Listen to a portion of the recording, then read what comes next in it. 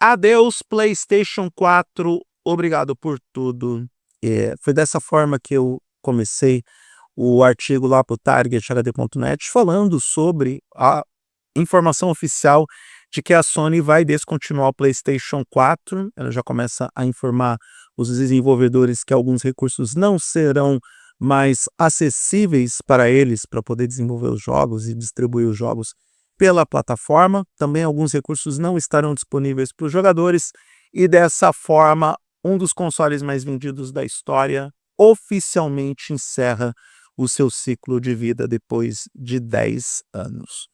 O que isso significa para a gente que gosta de videogames? Além do fim de uma era, significa que a gente vai ter que correr atrás para comprar o PS4, para ter em casa, para ter o nosso legado digital, para poder rodar aqueles jogos bacanas, e que a Sony agora vai seguir em frente com o PlayStation 5 e com o possível PlayStation 6, o que alguns já consideram que é um tiro no pé da gigante japonesa em lançar uma nova geração de consoles, sendo que a atual geração não está bem resolvida, porque para muitos é uma geração que fracassou nas vendas. Vamos conversar sobre o fim do PlayStation 4 e o seu legado para o mundo dos videogames. Eu sou Eduardo Moreira e esses são os meus 5 centavos sobre o ato de descontinuidade, se é que existe esse termo, para o PlayStation 4. Gente, é um dos consoles mais importantes da história dos videogames. 118 milhões de unidades vendidas. Não é pouca coisa.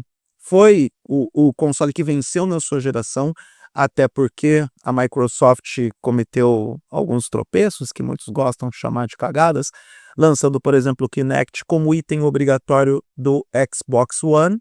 Nós testemunhamos a Microsoft cometendo esse lapso de inteligência, e aí eu não acho também que o Xbox venceria na geração do One, porque o que jogou muito a favor do PlayStation 4 foram seus jogos exclusivos. O console da Sony se fez muito com títulos como, por exemplo, The Last of Us, que é uma obra-prima dos videogames para muita gente. Então, dificilmente a Microsoft teria alguma chance para vencer a Sony nessa geração, uma vez que os exclusivos jogaram a favor. E foi uma geração que teve uma longevidade maior do que o que a própria Sony gostaria que tivesse.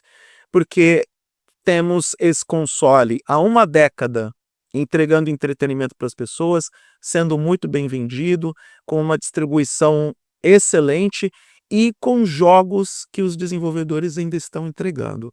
Acho que todas as resoluções que a Sony tomou para determinar o fim da era do PlayStation 4, ou o fim comercial desse console, e que tem como objetivo promover o PlayStation 5 para uma frente mais ampla, se deu muito em parte porque os desenvolvedores seguiram entregando jogos para o PlayStation 4, porque entendia que tinha um mercado enorme nesse console. Muita gente ficou na geração anterior porque entendeu que o PS5 era caro demais e não entregava aquilo que prometia, que tinha muita especulação da própria Sony em relação ao real potencial do console que nunca foi alcançado, e que o consumidor poderia sim ainda ter um bom entretenimento, já que os exclusivos para o PlayStation 5 não chegaram e os principais lançamentos que desembarcaram no PS5 chegaram ao PlayStation 4 também. Sem falar que teve uma galera que investiu no PlayStation 4 Pro, a geração intermediária, que está muito satisfeita com esse console, está muito satisfeito com o que recebe de jogos, de atualizações, até mesmo das características técnicas do produto em relação ao que vem de novidade também nas questões técnicas que a Sony ainda entrega para o produto. Então, não havia motivo para trocar pelo PlayStation 5. Agora a Sony está criando esses motivos e aí a gente tem o fim da era PS4 nos aspectos técnicos.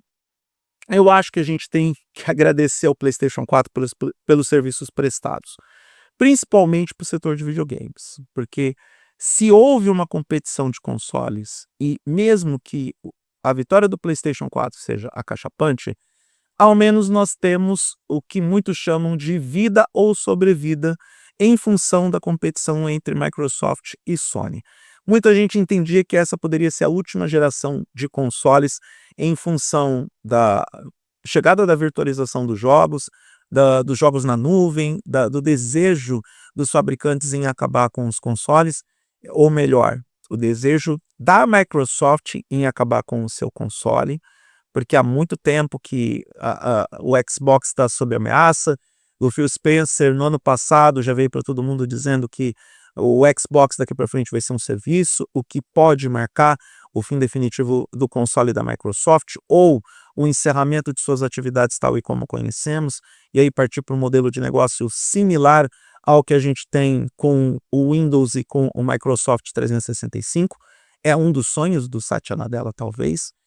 E como a Sony precisava mais vender o console, porque para a Sony, que é uma empresa em escala menor do que a Microsoft, ter o produto era algo importante para a empresa.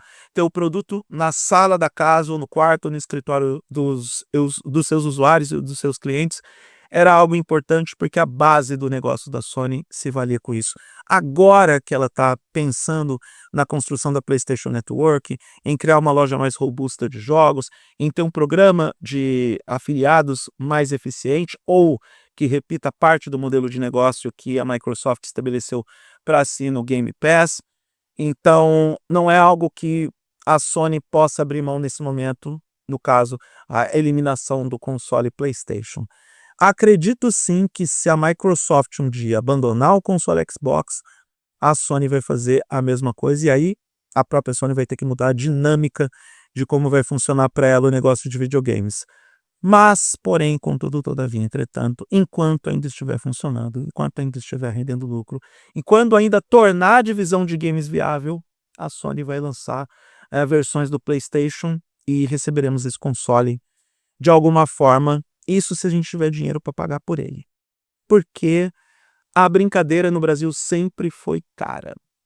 Independentemente de tudo isso, o legado que o PlayStation 4 deixa é praticamente indissolúvel. É algo que marca história no universo dos videogames.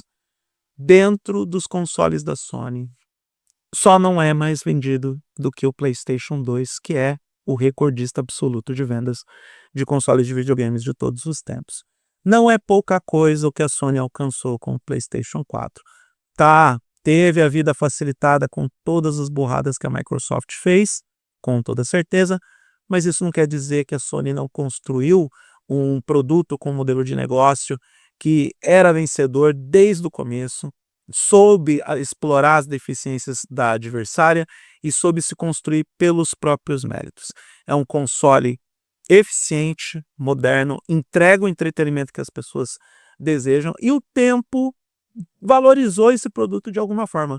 É até bizarro dizer isso, mas o PlayStation 5 valorizou o PlayStation 4 apenas e tão somente pelo fato de que a grande maioria dos exclusivos que interessava para a galera chegou nos dois consoles.